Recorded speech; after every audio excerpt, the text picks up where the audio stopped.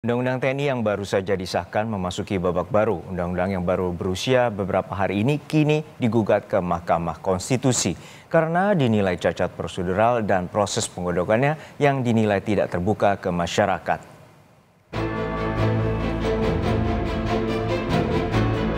Sembilan mahasiswa Universitas Indonesia mengajukan uji formil menggugat undang-undang tersebut ke Mahkamah Konstitusi pada 21 Maret lalu. Gugatan dilayangkan karena mahasiswa menilai draft naskah akademis yang tak dibuka ke publik. Kita semua kesulitan mengaksesnya. Maka lagi-lagi bagaimana mungkin atas dasar apa ya kalau dibicarakan secara logis, atas dasar apa Bapak Ibu di perwakilan rakyat bisa mengatakan bahwa mereka menyepakati suatu hal yang ini sudah disetujui oleh rakyat, kan gitu sebenarnya Mas. Ya, hanya saja Bapak dan Ibu berada di ruang sidang, kita di luar sidang, gitu kan. Sementara rakyat saja tidak diberikan akses untuk terhadap draft tersebut, gitu. Apa yang bisa disepakati kalau draftnya tidak ada? Satu hal juga Mas yang harus saya tambahkan, ketika beredar informasi draft ini problematik, banyak kritik atau pandangan dari masyarakat, saya rasa itu adalah suatu aspirasi dari masyarakat. Namun yang cukup kecewa dari saya dan teman-teman adalah ketika dikatakan ini banyak kritikan atau masukan atau input dari masyarakat terhadap draft ini, namun dari Bapak Ibu dari DPR mengatakan draft ini belum fix, akan diganti dan di-keep dulu draftnya. Jadi bagaimana ini? Apakah DPR... Ada kegamangan ya di situ ya? Oke, sip. Oke, cek. Sivitas Akademika Universitas Muhammadiyah Yogyakarta juga bersiap melayangkan uji materi Undang-Undang TNI ke Mahkamah Konstitusi. Sivitas Akademika UMY menilai Undang-Undang TNI yang baru disahkan mengancam supremasi sipil dan bertentangan dengan semangat reformasi. Wakil Ketua Rektor UMY, Zuli Kodir, berharap Presiden Prabowo Subianto tak menandatangani Undang-Undang TNI. Kita berharap Presiden tidak menandatangani walaupun sudah disahkan oleh DPR, sehingga ada perpres untuk pembatalan terhadap Undang-Undang TNI. Menurut saya itu yang paling bijak dilakukan oleh Pak Presiden. Yang sedang disusun tadi oleh Prof. Iwan, mudah-mudahan dalam waktu singkat akan segera terbentuk, dan apabila dimintai untuk mempertanggungjawabkan atau mengajukan ke Mahkamah, insya Allah kita akan segera siapkan secara akademik.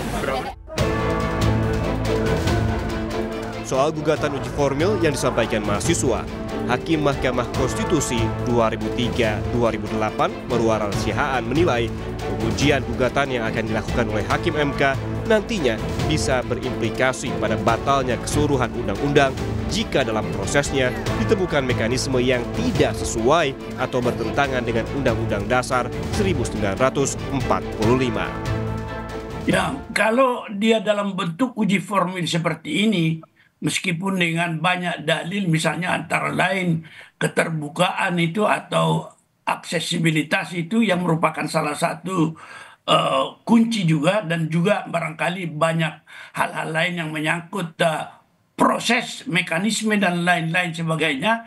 Muara daripada uji formil itu kalau dia dianggap terbukti, maka seluruh undang-undang itu dinyatakan batal, ya kan? Tidak ada bagian tertentu. Saya kurang tahu bagaimana bentuknya petitum daripada permohonan pengujian ini. Tetapi mungkin yang dimaksud tadi dalil-dalil itu banyak. Tetapi intinya muara daripada suatu permohonan uji material adalah bahwa dinyatakan undang-undang itu bertentangan dengan Undang-Undang Dasar 1945 dan dinyatakan batal atau tidak mempunyai kekuatan hukum mengikat. Jadi secara menyeluruh. Sebelumnya, DPR mengesahkan revisi Undang-Undang TNI pada rapat paripurna 20 Maret lalu. Ada 3 pasal dalam revisi Undang-Undang TNI yang menuai kritisi publik. Di antaranya, perihal kedudukan TNI dalam struktur pemerintahan, penugasan prajurit TNI di jabatan sipil, dan perpanjangan masa dinas aktif TNI. Menteri Hukum Supratman Andi Aktas menyatakan terbuka atas langkah masyarakat untuk uji materi Undang-Undang TNI ke Mahkamah Konstitusi. Menkum memastikan Presiden akan segera menandatangani Undang-Undang TNI.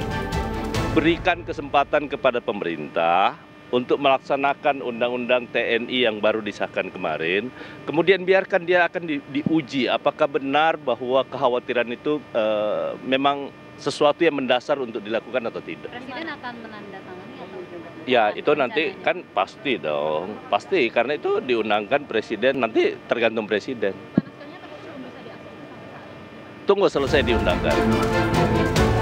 Meski kini Undang-Undang TNI masih menunggu ditandatangani oleh Presiden, sejumlah aksi penolakan masih terus bergulir. Kini, giliran Mahkamah Konstitusi jadi penguji untuk menentukan sah atau tidaknya Undang-Undang TNI yang masih menuai kontroversi. Tim Liputan, Kompas TV.